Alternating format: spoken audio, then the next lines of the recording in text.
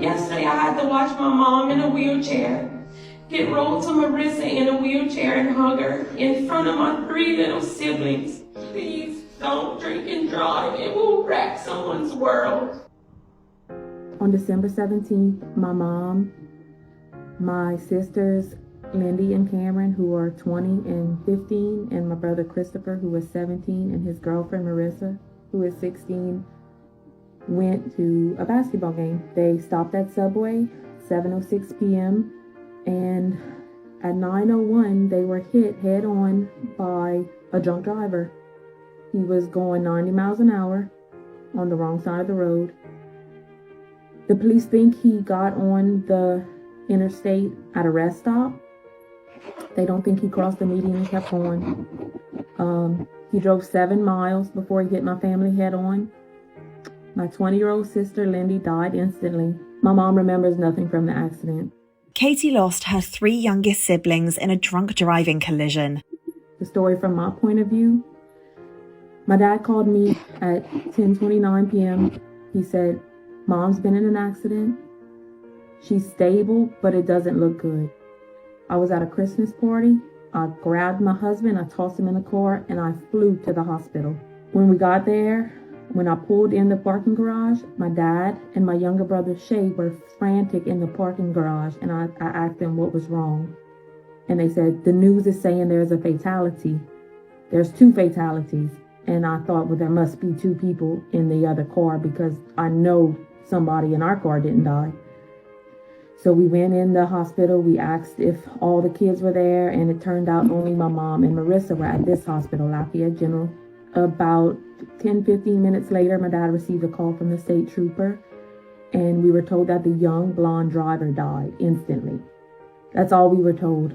I knew that was most likely my 20-year-old sister, Lindy, but I didn't want to believe it until someone gave me a name. And they said that the other kids were likely at Opelousas General. So I called. They said no, they weren't there. I called Bunkie, I called Baton Rouge, I called New Orleans, I called every hospital I could think of. No one had them. So finally my mother-in-law jumped in her car, got to the hospital, told me and my husband get in. We were going to Opelousas. On the way to Opelousas, I called again and I said, "I know that you said you don't have anybody with these names, but can you tell me if someone was in a wreck?" And she said, "Yes, you can come by and identify them." And I said, "What do you mean identify?" And she said, "You can come look at them." So I still had hope that I was going to one of my siblings alive, hurt, injured, but alive. So we got there, walked in, there was a security guard. He went to get a nurse. The nurse came out and he said, "Can you describe first he said, "The young lady I have here is expired. Can you describe your sisters to me?" I couldn't even get out how to describe them. So my husband told me to show him a picture. Showed him a picture of both my sisters. And to back up, we were under the impression Lindy was dead. That's all we really knew. So I'm fully expecting to walk in and see Lindy. So I show him the picture. He says, "Come back with me." He takes me, my husband, and my mother-in-law to the back. We walk into a tiny room with a white body bag. He goes around the table and he unzips it. And it's my 15-year-old baby sister, Cameron. I asked him, she looked perfect. I asked him, Are you sure y'all tried everything? She looks fine." And he said, when she got here, she was not doing good. She barely made it over there. Both her legs were broken. Both her arms were broken. He said they didn't even have time to do x-rays, but most likely her neck was broken. No telling what other injuries she had. So my mother-in-law said, "Can you please find the other siblings?" I was in fight or flight. I knew I had to find the other 2. I was picturing them wondering where my mom was, wondering where my dad was, wondering where somebody that they knew was. So I knew I had to get to them. They were thrown into a whirlwind and didn't know what to do. I thought they had mistaked Cameron for Lindy, and Lindy and Christopher were still alive. So we asked the nurse to please go make some phone calls.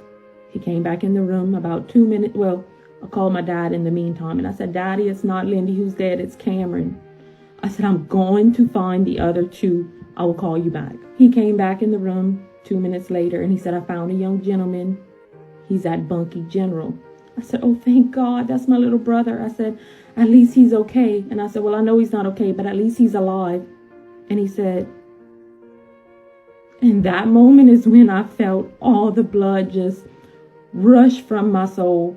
And then he immediately told me after that my sister, the 20-year-old driver, was still at the scene. And I said, is she alive? And he said, no. He said, I'm sorry. He said, they're still extracting her out the car. They can't get her out. I called my dad. And I said, Daddy. He said, I know. He said, I know the state trooper just got here. He told me none of them made it. So I hung up with him. I ended up having to go pick a funeral home, identify Cameron, her name, date of birth, all of that. She was in the system as Jane Doe. And he told me I would need to go do the same thing for my little brother because they don't know who he is until someone identifies him. So I left and drove 45 minutes. My mother-in-law drove me and my husband. We drove over there, walked in. The nurse went through a second door, came around and unlocked it, and I just saw his little hair, his little mousy brown hair. I knew it was him. The coroner had made it there, so by law they can't remove any of the tubing before the family before the coroner declares him dead. So he still had the little intubation tube in his mouth. I could see his little perfect teeth.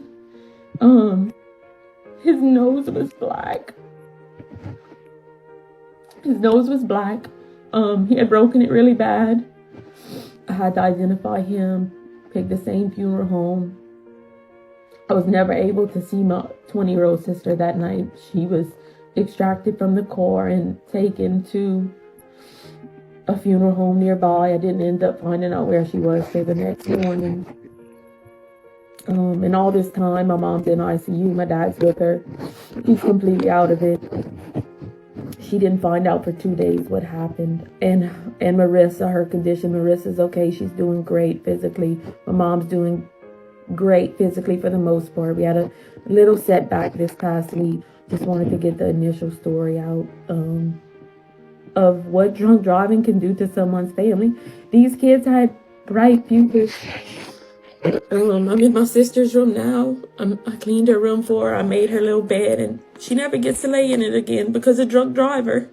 These are Katie's eulogies for her beautiful siblings. These three little kids have touched more lives than we ever could have imagined. I like to tell you a story about each of their births since I was old enough to remember them all. But honestly, my mom being pregnant and having babies became sort of the norm.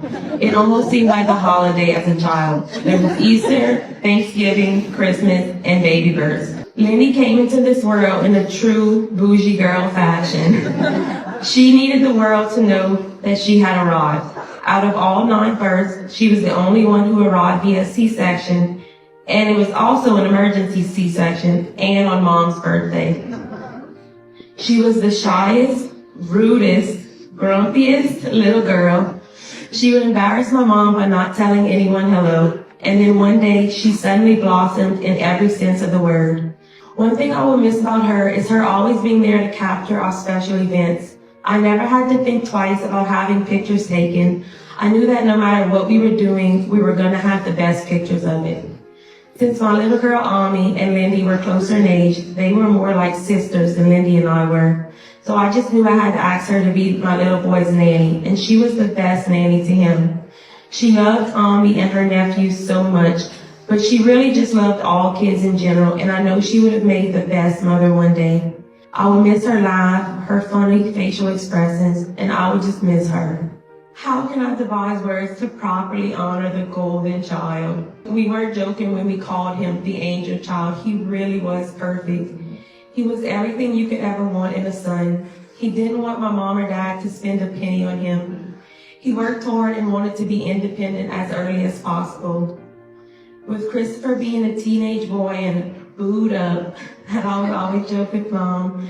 I wasn't as close to him as I was with my sisters, but of course I loved him dearly, and he held an extremely special place in my heart. As much as he loved to travel, he was a homebody like no other.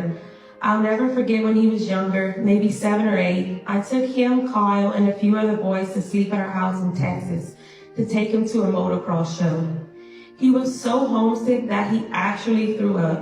I may have not been fun for him or me to clean up, but I always thought it was funny because I never heard of anyone being physically homesick, especially when a little kid was on a fun adventure. He was driven and determined for success, more than any teenager I had ever met. He had already taken the ACT 4 times, every single time it was offered. He was not going to stop until he got that 32. Mom is actually waiting for his latest scores today.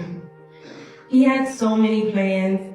He was a mini version of his big brother Ren, and he wanted to be a software engineer just like him.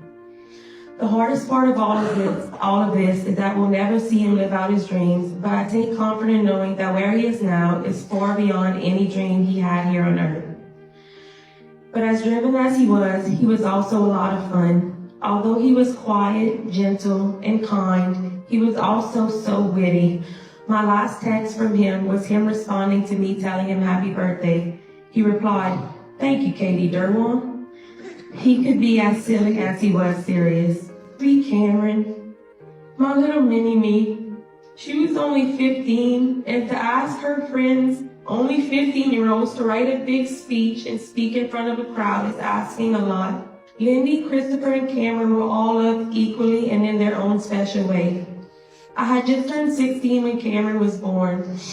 Mom actually got tired of picking out baby names, and she let me pick Cameron's spelling and her middle name. Cameron was the sweetest, most caring little girl with the kindest heart.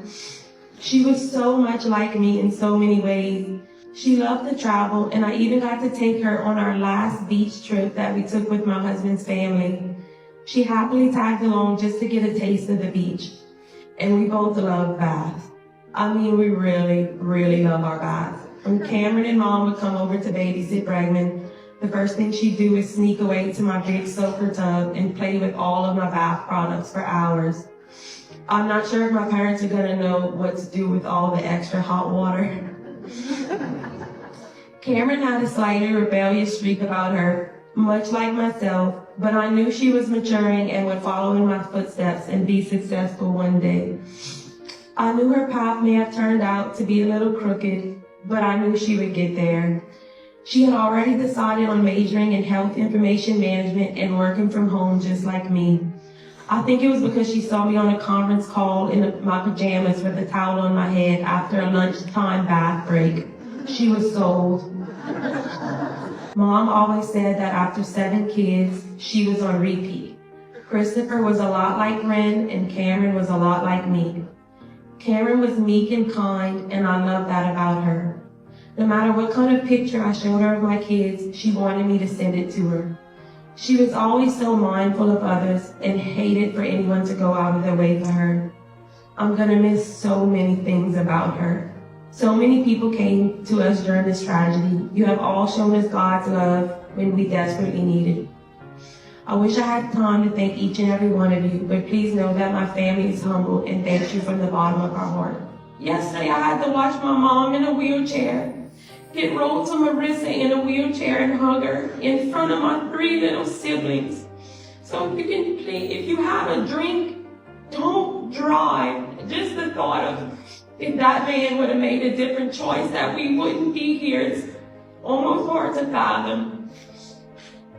So if I can just give any message, please don't drink and drive. It will wreck someone's world. Katie's words beautifully show how much these 3 siblings meant to those around them. It's safe to say that they will live on in the hearts of those who knew them forever.